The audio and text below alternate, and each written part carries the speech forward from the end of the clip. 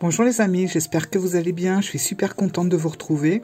Alors aujourd'hui je vais vous présenter un tarot, mais on va s'amuser un petit peu avec, vous allez voir pourquoi.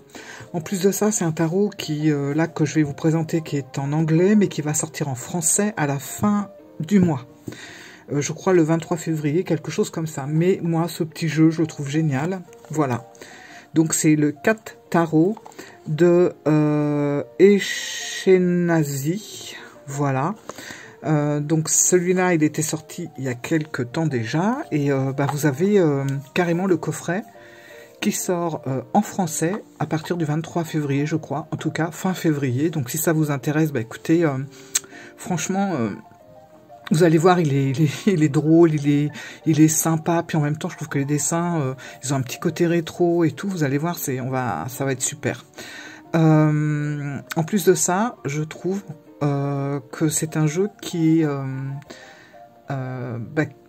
on se plonge un peu dans la pop culture, vous allez voir pourquoi, et de ce fait, ça nous permet de mieux s'approprier l'identité de la carte, voilà, en mettant un personnage. Alors vous allez voir, c'est des personnages réels ou pas, ça peut être des personnages aussi fictifs, vous allez voir ça, et en incluant justement un être comme ça qu'on connaît par rapport à des séries, par rapport à des chansons, par rapport à des dessins animés, peu importe, même par rapport à de la BD, et tout de suite, je trouve que c'est beaucoup plus facile, voilà, parce que vous allez voir, ce tarot ne suit pas forcément tous les symboles du Rider-Waite, mais il faut se référer justement au personnage qui est représenté sur la carte pour mieux en comprendre le sens. Voilà, je vais vous expliquer tout ça. Donc je vais vous le montrer, vous allez voir, moi je l'adore, c'est mon doudou.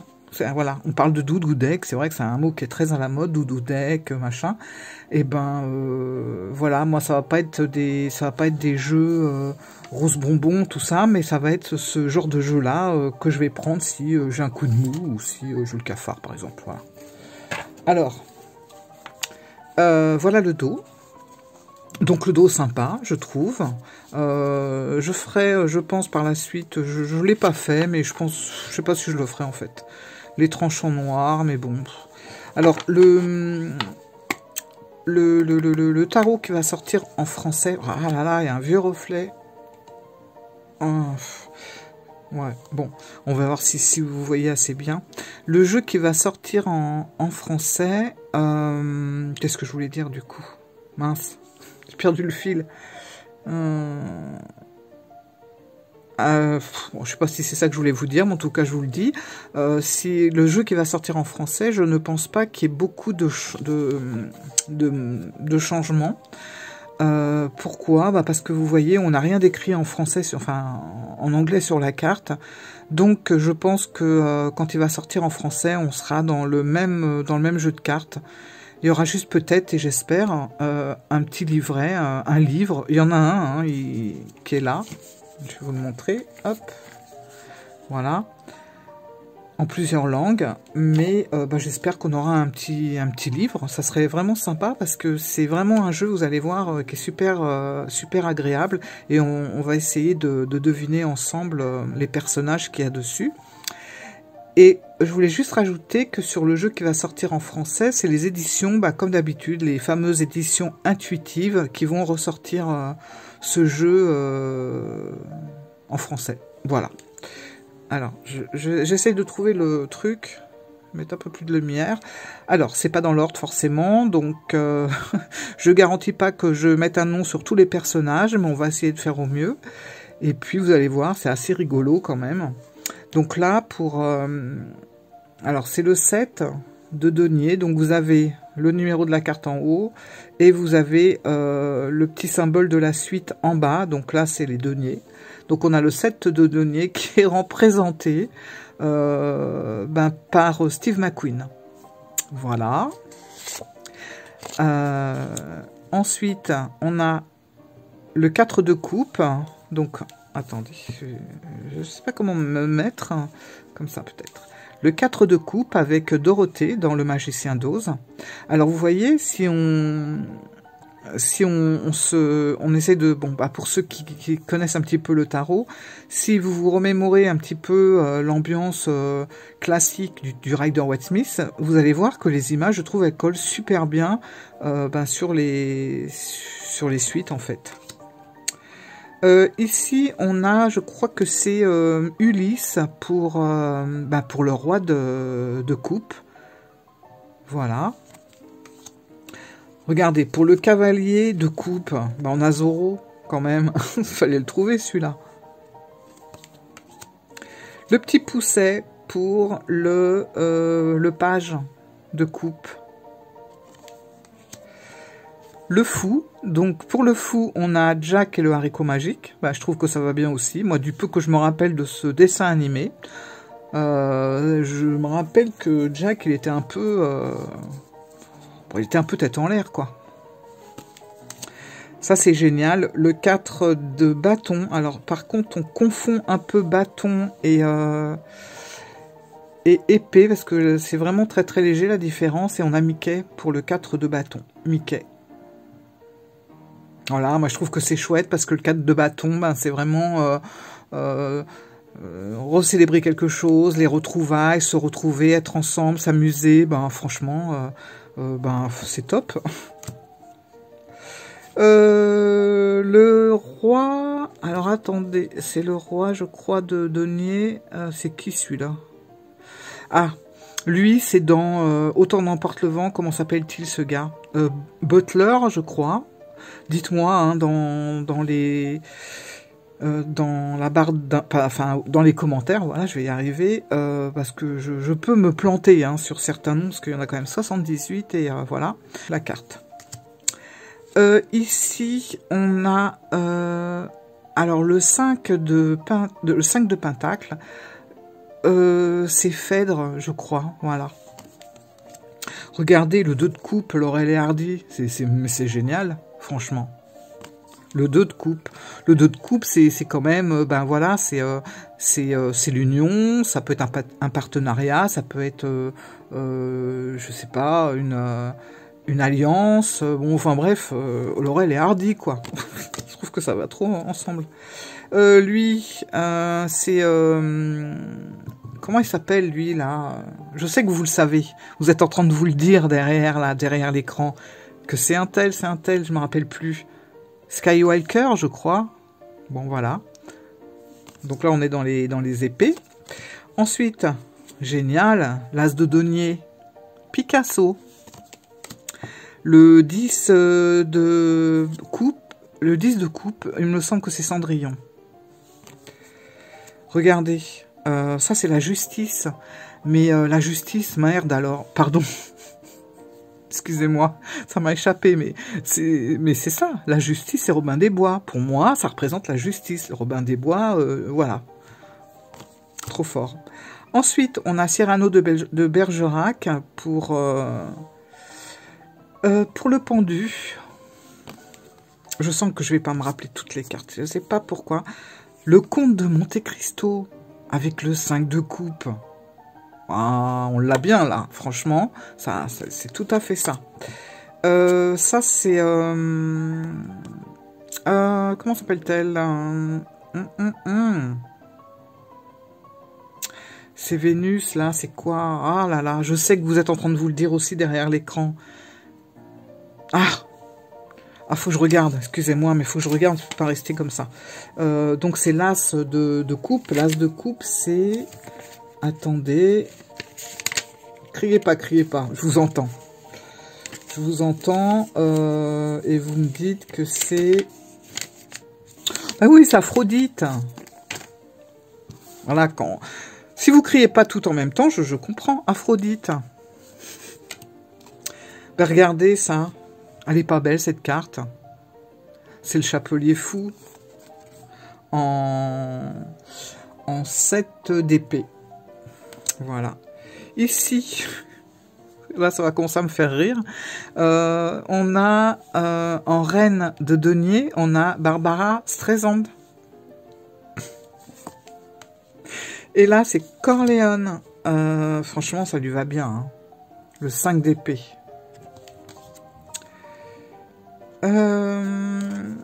Lui, c'est... Voilà, le 6 d'épée. Attendez, hop. Hop, hop. Le 6 d'épée, c'est...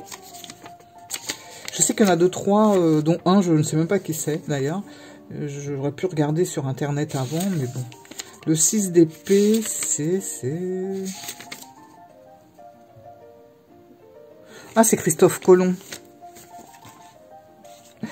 C'est Christophe Colomb. Ça, c'est Nourieff. Moi, je l'ai reconnu direct, lui. Il représente le 8 de bâton. Voilà. Ensuite, on a...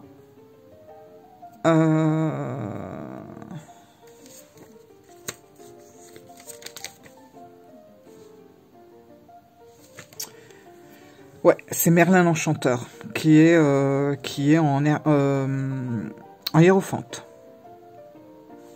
Voilà. Après, nous avons...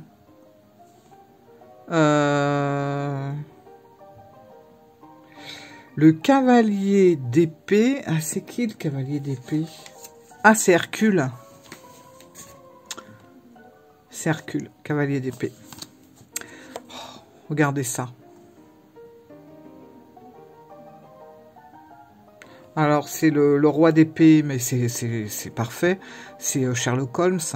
Voilà, tout dans la réflexion, tout dans le mental. Ensuite, ben, la reine d'épée, c'est ça, reine d'épée, ouais. Donc, reine d'épée, on est avec Cléopâtre. Ça lui va bien. Gulliver, en 6 de denier. Ah, celle-là, je l'ai adorée. Regardez qui c'est qu'on retrouve en 9 de bâton. Bah, Fox Mulder. Moi, je l'ai reconnu un peu grâce au poster derrière, mais bon. Là, on a la bête. Voilà, la bête qui représente le jugement. Ensuite, 6 de bâton, Ulysse. Alors, en 5 de bâton, ben forcément, c'est celle qui est avec Butler, là. C'est comment elle s'appelle, celle-là? Ah, je me rappelle plus de son prénom. Je vous dis pas, c'est un vrai challenge pour moi qui ne retient aucun nom de me rappeler de tout ce qu'il y a sur ce tarot. Mince, comment s'appelle cette femme? 5 de bâton. Scarlett. C'est Scarlett. Ici, nous avons en 2 de bâton. Non, c'est 2 d'épée. Antigone. Là, c'est la petite sirène. Voilà, tout simplement. En 3 d'épée. En 3 d'épée. Alors, ici, bah, regardez. Regardez qui c'est qu'elle a.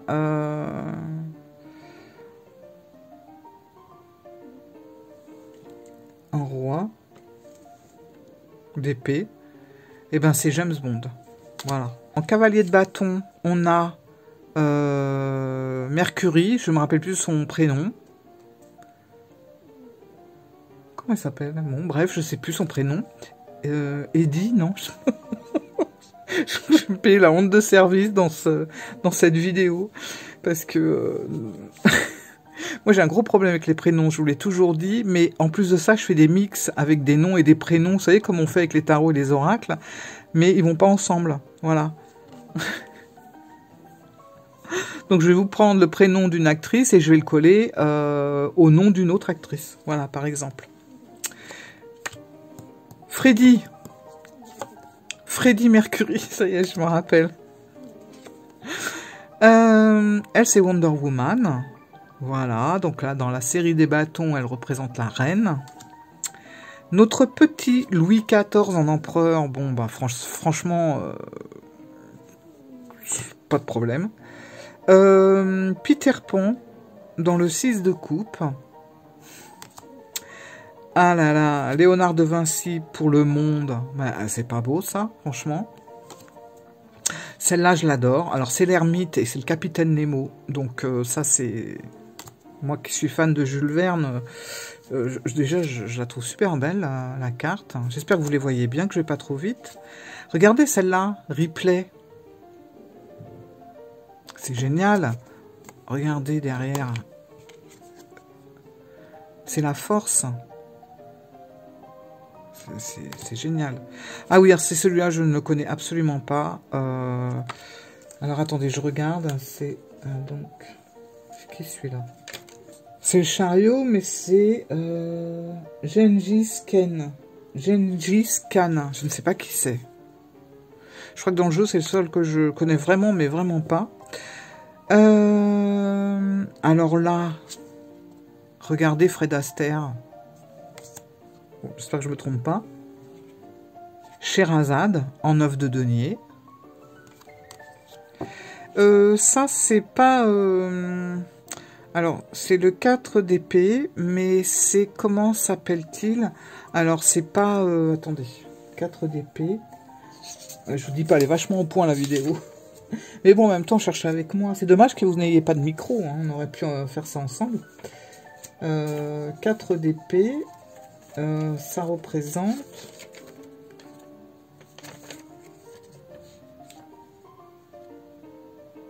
Ah! Ouais, bah, oui, d'accord. C'est dans Narnia. C'est bon, j'ai pas vu ça, mais c'est Aslan. Aslan, je sais pas comment on dit. 3 de bâton. Alors, c'est qui ça? Je vous laisse chercher. 3 de bâton. Et ben justement, c'est Butler dans Autant on emporte le vent. Voilà. Hein, on avait juste avant Scarlett. Voilà. 2 de bâton, on a Elvis. Regardez ça. La mort, on a Jacques l'Éventreur. Celle-là, franchement, 9 de coupe, c'est Tintin. C'est trop fort. On a même la petite fusée derrière. Oh, j'adore. Merlin, je crois que c'est Merlin. 8 de coupe, Merlin l'Enchanteur. Attendez, je me trompe pas, j'espère. Parce que sinon, c'est la honte. Bah non, n'importe quoi. Oh, la honte, c'est le roi Arthur. Je suis sûre que vous êtes en train de vous arracher les cheveux derrière votre écran. Ah, celle-là, je l'adore, Don Quichotte. Je trouve qu'elle est vachement bien représentée en 7 de coupe. Don Quichotte. Et celle-là, regardez. 10 de denier. Oh là là là là là là. Vous avez reconnu? Parce que moi, je l'ai reconnu direct. C'est Walt Disney. Ah, je l'adore. Alors, lui, je ne me rappelle plus quel est cet homme. Enfin, cet homme. C'est le roi de denier. Et je pense que c'est... ouais, c'est ça. C'est le magicien d'Oz. C'est ça. Astérix. Cavalier de denier. Regardez cette tour qui arrive en Alice au pays des merveilles. C'est génial. Voilà. Tout qui s'écroule. Franchement, c'est génial. Ça fallait le trouver, ça. Elle, je crois que c'est Athéna. À confirmer, dites-moi. Athéna en as de bâton. Est-ce que c'est Athéna, ça? Ouais, c'est ça. Et regardez là, on a Don Juan. Don Juan avec les amoureux. Il est en plein dilemme là, le gars. Celle-là m'a fait rigoler. Donc on est avec la carte de l'étoile, la star, Brigitte Bardot. Nous l'avons tous reconnue, n'est-ce pas? Qui est suivie par une autre star, qui est Marilyn Monroe. Mais qui là pour le coup est la lune. Ensuite, 10 d'épée, on a King Kong. Suivi du chaboté en roi de bâton. Et ça, c'est ça doit être Sissi. Si, mais c'est pas l'impératrice, par contre, pour le coup, là, elle est juste, enfin, juste. C'est le 10 de bâton. Voilà. Ça, c'est les, comment ils s'appellent, ces gars-là les Mars Brothers, je crois. En 3 de coupe. C'est pas mal en 3 de coupe, hein, je trouve. C'est... je sais pas, je trouve que ça représente vraiment voilà, la détente, la rigolade, etc. Alors là, on a en 4 de denier Madonna. Et regardez, en 3 de denier, nous avons Mozart. Je me marre toute seule, en fait. Ça doit faire rire personne. Je suis en train de rigoler toute seule avec mon tarot. Ah, la mort, Dracula. Celle-là... bien vu aussi. Blanche-Neige pour la tempérance. Superman pour le 7 de bâton. Suivi du 3, donc c'est... c'est qui elle déjà? C'est qui cette femme? Ah, Elizabeth Taylor. Oh là là. Bah, en fait, c'est le même personnage que sur la boîte. Elizabeth Taylor, donc en impératrice. 2. Alors, en 2, c'est la grande prêtresse. Et la grande prêtresse, c'est... comment c'est déjà son nom? C'est... impératrice... Enfin, non, comment elle s'appelle? Angélique. Angélique... Marquise des Anges. Voilà.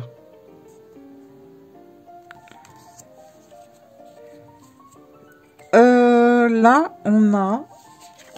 Citizen Kane en magicien, c'est pas mal représenté, hein, vraiment bien.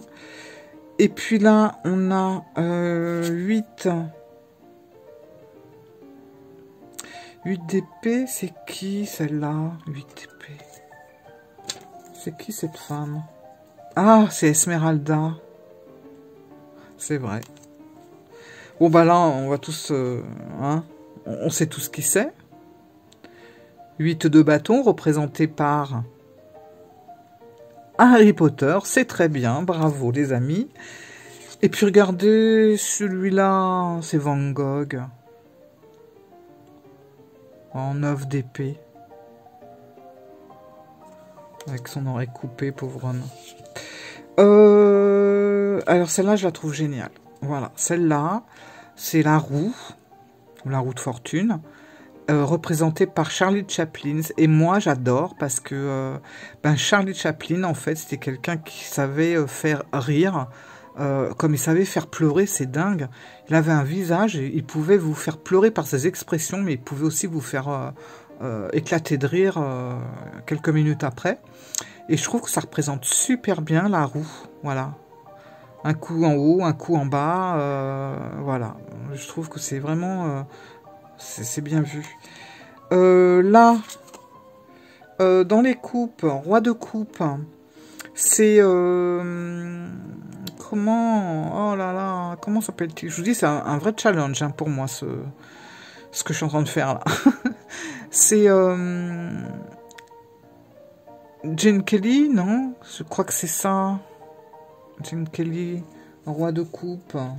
Attendez, je regarde. Ouais, c'est ça. Jane Kelly.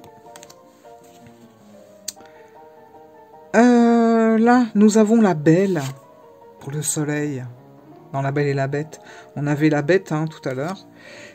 Puis là, on a mon icône, Mary Poppins. Voilà. Voilà, mes amis. Bah, écoutez, j'espère que vous en avez reconnu pas mal.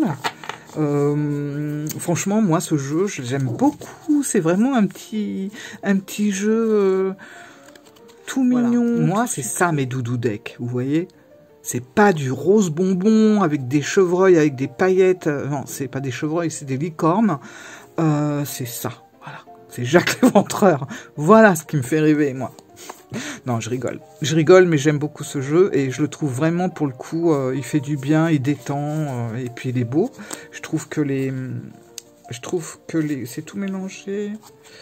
Je trouve que les illustrations, franchement, sont très bien faites. Voilà. Alors, j'ai hâte de voir ce que va donner la version qui va sortir à la fin du mois. Franchement, si jamais il y a quelque chose, ou ne serait-ce qu'un livre avec plein d'explications sur les cartes, c'est clair, je l'achèterai parce que, voilà, j'ai pas beaucoup de jeux comme ça et je les aime bien. On va se tirer une petite carte juste pour voir un petit peu. Pour que vous puissiez un petit peu vous rendre compte...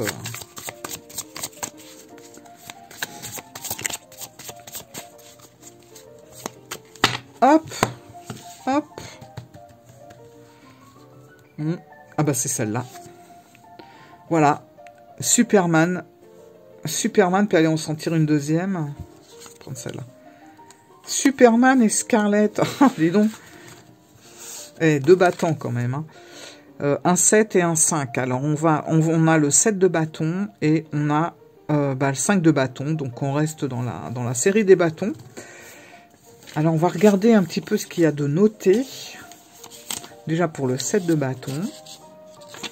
Juste pour vous donner un petit peu une idée de comment est tournées les phrases par rapport à la carte et à sa suite. Donc, 7 de bâton. Faut-il encore que je retrouve? Voilà, c'est là. Équilibre au mieux tes dualités personnelles.